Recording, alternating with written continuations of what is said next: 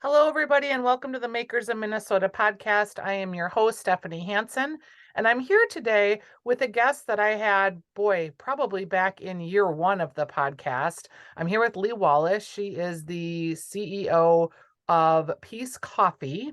And we talked such a long time ago, Lee. It's like it may as well have been a different universe because you were just launching coffee shops at that point. And, like any evolving business, your whole model has probably shifted again. So let's just go from pre-pandemic. You had some coffee shops, you guys were selling in stores, and get us caught up on what is happening with Peace Coffee now. And welcome to the program, first of all. Yeah, thanks for having me. I'm happy to be here. Sure, absolutely. I Somebody was asking me a question the other day, and I was trying to put things together, and I was like, "Oh, it's that timelines are so weird now, and it's so hard to reconstruct everything." But yeah, in 2019, we had 4 coffee shops. We had 3 in downtown Minneapolis and 1 in the Longfellow neighborhood, and we were, working on beginning to think about, okay, we're this, you know, we've always been sold all across the country, but really we're beginning to take our first big steps toward what does it look like to begin to scale more nationally. And then COVID hit, and it closed the shops immediately. Well, after we learned that we had to close Yep. the shops. March 15th-ish. Yeah, March 15th-ish. Closed the coffee shops. And, the good news about being in coffee is it's not like people are going to stop drinking coffee just because of a pandemic. So what happened was really our business shifted quite dramatically. So prior to the pandemic, our number one product was 5-pound bags of coffee. And those were going to colleges and universities, offices, bulk sets and co-ops, bulk sets and specialty grocery, Yep. everything that went away during the pandemic, right? That's mainly where those 5-pound bags of coffee are going. And then our second most, best seller would be a 12-ounce bag of coffee. Well, all of a sudden, everybody's drinking coffee at home. And so those 12-ounce bags of coffee just started disappearing. And so then we pretty quickly realized, wow, it takes just as much work to put 5 pounds of coffee in a bag as it does to put 12 ounces of coffee in a bag. So we added a second shift. So we were able to bring some of our coffee shop employees back in because we had to add a second shift just to bulk up on the amount of 12-ounce Yeah. bags we were able to produce. So that was a really good sign. The other thing that started really taking off was online. Like everybody else, our peacecoffee.com business just exploded because it's a super safe way to shop. So I think that business grew 300%. And we're still continuing to grow that platform, but all of a sudden we have this sizable e-commerce business. So food service went away, but people started getting their coffee in other ways, and it was a scramble, but we figured it out. And I consider us to be talk to my friends in restaurants during that time. It was the struggle was real. We needed to, I always call it log, like it feels like log rolling, right? When you're an entrepreneur, you're just trying to Yep. stay on the log, right? So Good analogy. we just had to do some log rolling during that time. But yeah, and then as time went on and our growth continued, and we began to get into more national accounts, and we began to grow into more of a national business. The decision seemed pretty clear. Like, let's focus on this part of our business. Let's not reopen the coffee shops. So that we had shops for about 10 years, learned a ton, but we're focusing on our wholesale business now. So, how did you leapfrog from a Minnesota-based coffee maker company Yep. to national? Was it simply because of the online activation and really being more robust there that people in other markets found you, or how did that work? Was it intentional? It was intentional, and when I bought the business in 2018 from the former owners, and part of my desire to do that was to be a little bit more aggressive on the growth front. And I will say, it probably all tracks back to Target. And, we have done a really good job, and we've built a really good partnership with them, and they've done a really good job. From our first meeting with Target years ago, they were saying, look, walk before you run. And that always has been my growth mentality. So, I know it's so easy to, we're entrepreneurs, and it's so easy to be like, yeah, I want to be in every Target store. Well, some really big businesses have done that and they failed. So with us, it's been, incrementally growing our store count every year with Target. The coffee buyer there's great. And, just helping work with him to say, okay, here's some new geographies where we see we've done well in a small grocery store chain or things like that. And if we can prove ourselves in a new geography, then typically in our next review meeting with the coffee buyer at Target, he'll say, he'll take that information and work to expand our store count. So, we have yet to learn what our growth is going to be this year with Target, but we have a pretty solid track record of just going into new geographies. So at this point, we're like Michigan down into Denver, and then Oklahoma, Texas. Kind of that's our path with growth with Target. And then we've also had really solid growth in the natural channel. That's a great home for us. So we got into all of the Sprouts stores, which go from California to Maryland in the past few years. And so then you can use that case study to that, we're very strategic in terms of demonstrating a good case study and then using that to find other retailers that we want to be in. So you mentioned earlier, and I've heard stories about people, they get into Target and it's super exciting. And then you realize, like, just because you're in Target doesn't necessarily mean people will buy your product. And Right. it's harder to get that pull through. Right. Do you, like, I have a sneaking suspicion that your packaging has a lot to do with people's brand trial of you, and then they like the product and they're like, oh, this is good, I'll buy it again. What do you attribute that first purchase of Peace Coffee to when someone's standing in a Target aisle looking at coffee? I think you're right. I think ideally your packaging is going to work really hard for you. And we've made a very intentional decision with our packaging to try to put the most important information to make it really easy for people to find the most important information. We've learned we have not done that well on previous versions of our package. So I think, we've learned over the years and iterated over the years. And I think it's important to update your packaging as you learn things. Two, I think, the way we position the brand stands out in the coffee category. I think a lot of coffee companies tend to come across as very serious. And what we know about coffee and the consumer research on coffee is very emotional for people. It's me time, it's their morning ritual, and I don't know, I don't need to be really serious during me time. It's okay for someone to say, you be you, enjoy yourself, have a good time, we're doing all the hard work for you. Yep. And I think we also, we're not saying to folks, drink this cup of coffee and it's going to change your life. We're saying drink this cup of coffee because it does good things for other people. And I think that stands out as well. And we know, and you were so early adopting in this, I mean, the brand from the get-go, we know that people like to make purchases that help the community, help the environment, give back. And you've made it real easy, and it's been a huge platform for you from the get-go. And it's almost like it's baked into your company logo, your persona, everything about Peace Coffee feels like that give back movement. So it was very timely and prescient that that was the brand ethos from the get-go, because you didn't have to like work so hard to create that after the fact. And I give consumers credit, right? I think, they can tell the difference between a brand that was built around this sets of values versus a brand that was reverse engineered to try Yes. to appeal to consumers. Like, they're smart. And yeah, I mean, it's been interesting over my career to go from being kind of the outlier to now being mainstream, right? I've been doing the same thing the whole time, Yes. but somehow, my sets of issues have become mainstream now, which is great. I love it. Super Yep. fun. Yeah. But yeah, How I many think people, yeah, can sense that in the brand.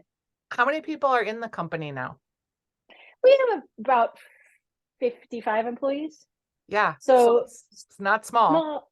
Yeah, smaller than when we had all the shops, right? Then we had like 80 some staff members. So interesting to yeah, it's not we're not a small company. We still feel like a small company. I still feel like I run a small company. But then yeah, I also forget that I've been doing this for a while. So let's talk about the Keurig pods because Yeah. you guys have gone into that technology too. And it's like so convenient to do a Keurig, and it's such a huge part of wholesale, obviously, with hotels, and it's really handy. But there is a lot of talk about like the pods themselves and are they disposable and how do you compost them and how does that work? Tell me about your specific trajectory in that profile. Yeah. I mean, obviously, pods have been out there for a long time, and obviously, we have not participated in that segment of the market for a long time. Um, as specialty coffee has become more mainstream, if you will, and as people have said, "Oh, I'm interested in exploring." Beyond Starbucks and exploring local brands or exploring, smaller brands than Starbucks or more unique brands. We've seen people kind of work their way into the category. And I just began reflecting on, is there an opportunity if we can find the right product? Is there an opportunity in the pod space to similarly introduce people to specialty coffee? And what consumers tend to do, and this is, you can see this with Starbucks, right? So as people start to explore coffee, and a lot of times now it's happening, when people are teens, right? But they start with sweet and creamy, and then they kind of ladder up into a different experience. And I began thinking, there got to be pod people out there who love a K cup, and but want a different set of things alongside that. Maybe it's a higher quality coffee bean. Maybe it's a more eco-friendly way of getting that kind of coffee. And so it just seems like the right time to explore, is there a consumer in that space whose needs aren't really getting met in terms of both quality and the sustainability of the solution that we're offering. So we began searching for solutions to reach that consumer. And one of the really interesting things about coffee is that one of the biggest sources of waste associated with coffee is actually the coffee that gets poured out of the pot at the end of the day. And so when I really began reflecting on that and specialty coffee's sort of traditional um, belief that the pod person doesn't want a really premium coffee experience, I began thinking, I think we're missing part of the equation here, because I know I don't brew a pot of coffee anymore, but when I did have a pot of coffee, I would pour a lot of coffee away. And there is space for that single cup experience, and there's space for people who are really busy and have a bunch of kids and just need to make their darn cup of coffee, right? So and then it's like, okay, well, if we're going into that space, we've got to do it the peace way, which is to do it in a sustainable way. So we found a solution. There's no plastic cup. The bottom is just mesh, so it can be composted the same way your coffee filter can be composted. And then the ring that supports it is made out of a combination of mainly wood and corn, which is fully compostable in commercial composting settings. So not in your backyard, but if you either drop your compost off or get it picked up curbside, you can put it in there. And so that to us felt like, this is an expression of who we are, and we can launch this product. I love you talked about the last bit of the pot getting thrown away because I think about that because my husband and I are just two people and we're big coffee drinkers. And it seems like either we drink the whole pot and then we make another half and there's that last bit, and I have ice cube trays and we make ice cubes and we try to like repurpose and reuse. But no matter how you do it, sometimes you just end up pouring out some coffee. So it's interesting. We've talked about a single cup, mostly I think for the afternoon and the evening coffee drinking too, Mhm. where, you're going to have a decaf maybe, or you're going to have something that feels like a little elevated experience that you're just going to have the one. I don't know. It does Mhm. feel very different than your morning pot to me. And it's interesting how many people own both. So I got consumer research that said a lot of people own both a single cup brewer and the larger brewer, whether Yeah. they're holding the larger cup brewer for when they have company over, or they use the single cup during the week and they use the larger cup on the weekends. So yeah, a multi cup on the weekends. So yeah, that people own both, which Yes. was totally new to me. Okay, so Peace Coffee has a huge reputation as being a great local Minnesota company.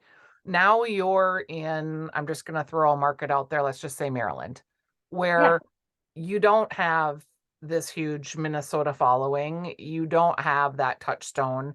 When you are introduced to a market like a Maryland, how do you do the marketing and what do you do different? Because it has to be a completely different approach for getting pairs of eyes on your coffee inside the store. I mean, I think the key is really to understand the retailer that you're in and then the way that they run promotions. So, your biggest tool as a growing brand, because I can't market to the entire state of Maryland and afford it, Right. Of course. right? I can't, there's just, it's not. And what we find is, okay, we get into Sprouts stores. Out of the population of Maryland, how many of them reasonably go to Sprouts? I mean, we can do good business in Sprouts stores, but you can't use the shotgun and Yep. say, right? So I think your number one tool is really get those sale tags up, right? I mean, first make sure you get on shelf properly, support the product, make sure the execution is right. Then it's really have the correct promotional strategy to really drive trial. So people say, "Oh, this is new. Oh, look, that packaging is cute. Oh, it's fair trade and organic." Yep. Like, you know, I mean, obviously you got a really good product in the bag. That I would say put out, because if people buy it once they don't like it, you're done. But Yeah, that's the beginning. uh it's the beginning. But then I would say, yeah, number two is making sure you have the right promotions. And then we have expanded our investment in digital marketing quite a bit. So, finding our consumers, whether that's finding our consumers and running promotions specifically targeted to them. So people who like fair trade organic coffee. Then I would say also, we're investing in the retail platforms themselves. So Yeah, different so retailers knowing the have different Sprouts platforms. consumer. Yep. Yeah, and then and then yeah, the last piece would be just supporting with digital marketing as it makes sense. But I think the best lever the brands have really is promotions. And I think sometimes people are afraid of those because they're pretty expensive in a store. Yep. And, you know, I guess it makes so much sense. Like, here's this brand that has welcomed you into their store, and they are giving you all these mechanisms with which to reach their customers, but they all cost money. I mean, that's kind of the Right. hidden part of it that maybe Right. consumers don't know. But why wouldn't you be totally investing in those platforms? Is it just because they're too expensive, or people? I can't Yeah. imagine why you would think that you don't need to do that. I mean, the reality is that it's the best way to get people to try your product for the first time. And if Yeah. you can't grow the number of people who are repeat purchasers of your product, then it makes it really hard to stay on shelf. And that also is very expensive, right? It's very expensive to fall off a grocery shelf in terms of A, it sets you back, you're not bringing that revenue anymore. B, there's going to be a bunch of products that has to be discontinued, things like that. So I get it. And we look very carefully at retailers before we go into them. So, I mean, we're I mean, it's not like we're sitting here and people are coming to us. I don't want to give anybody the impression that we're just sitting here and people are coming to us Yeah. and we're saying, no, we don't want to be on your shelves. But you're more But we mature. yeah, we're thoughtful about who we're trying to partner with. And one aspect of things that we analyze is how expensive is it to do business with this retailer? Do they require a ton of free product? Do they require slotting fees? Are they going to have minimum or maximum expectations for promotions? How does that fit within, we have a certain percentage of sales that we want, a certain percent of our revenue, I mean, that we say, okay, we're going to budget X% of revenue for trade support. And so we really need to understand what retailers' expectations are. I see. So being really thoughtful and maybe not moving too quickly into a retailer, even though it looks like it'd be a great opportunity, because if you can't afford to market properly while you're there and then you get yanked again, it's Right. just, yeah, I've never Yeah, thought about that. And that's a really good thing for emerging brands to think about. Even it though you get is. invited to a retailer, make sure that you are prepared both emotionally, psychologically with your team, but also financially to be able to support the launch in that retailer. Yeah, I mean, look, Peace Coffee, I have a friend who always jokes that Peace Coffee is the 25-year-old overnight success, right? Yes. There are some companies that are designed to be rocket ships and good for them.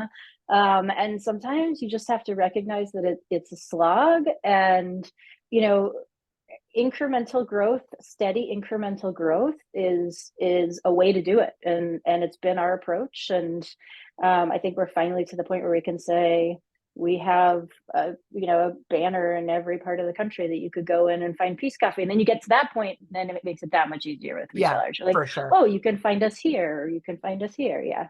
I have a van and I travel around the country in my van for fun. And I have seen your Yeah. coffee in way more states all of a sudden. And I'm like, oh, look, they're carrying Peace Coffee.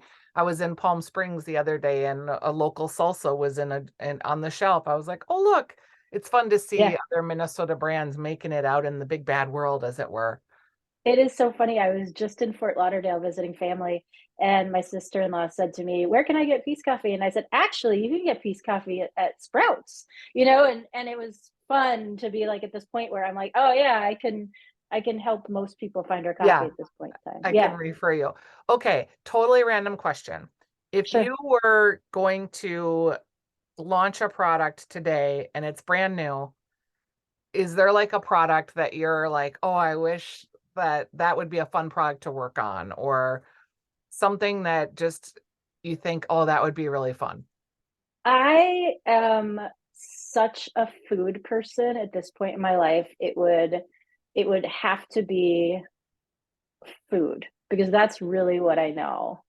Um, and oh, geez, Stephanie, I have these thoughts all the time, but then they just like tumbleweed I away in know. my And I brain. knew it would be like a weird oddball question, but sometimes Yeah, people are like, oh, I wish I could work on that, or yeah. Well, it if I wasn't, I mean, I'm also a beverage person, so I would say probably it'd be totally different, but I would love to work on like a high-end craft spirit kind of launch. I think that would be super fun, yeah, and working on growing something in that segment would be a ton of fun, just because it's sort of the counterpart to coffee, right? yeah. So Maybe you and my friend Heather Manley at Crooked Water Spirits need to do a coffee collaboration because yeah, could be yeah, very delicious. yeah, it could be very delicious. Yeah. All right. Well, it's great to catch up with you, Lee. Thanks for getting us caught up on where you're at. And good luck as you continue to have your United States domination of Peace Coffee. It's been super fun. We'll talk soon. All right. Thanks, Stephanie. Thank you. Bye bye. Bye.